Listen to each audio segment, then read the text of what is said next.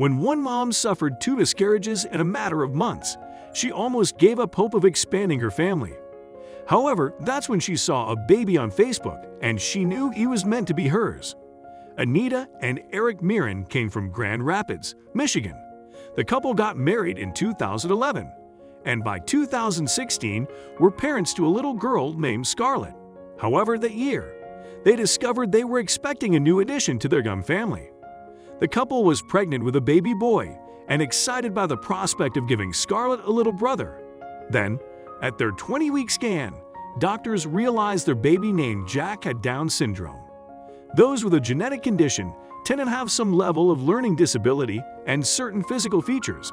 Although Anita would love Jack, no matter what, the diagnosis came as a shock. It's hard to admit. But I was devastated. She told WMZ 13 in August 2017. I didn't know what that meant. All I heard was he's going to be different. They researched his condition and found local families who also had children with special needs. However, just as they began to accept their reality, tragedy struck.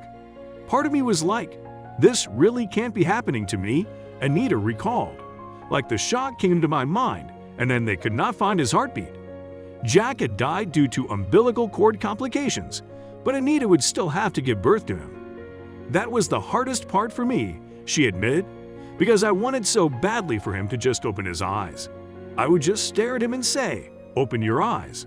Come on, you can come back alive." Then, months later, the couple found out they were expecting once more. Once again, it was a boy. So they named this unborn child William. But again, the pregnancy was far from straightforward. Doctors diagnosed William with Edwards syndrome. The syndrome is a serious genetic condition that impedes a baby's development and can cause miscarriages and stillbirths. However, despite the seriousness of William's condition, his parents refused to give up hope. I went through this whole period believing that lightning doesn't strike the same place twice, Anita revealed. But the couple's 5-month checkup confirmed little William had suffered the same awful fate as his brother. Doctors could not find his heartbeat. So once again, they induced Anita's labor and helped her deliver her stillborn child. The experience of the last few months had proved too much for the Miri. From that moment on, they vowed not to get pregnant again. Although they wanted more children, they couldn't deal with the heartache of another miscarriage. Instead, they looked into adoption. However, this route had its challenges too.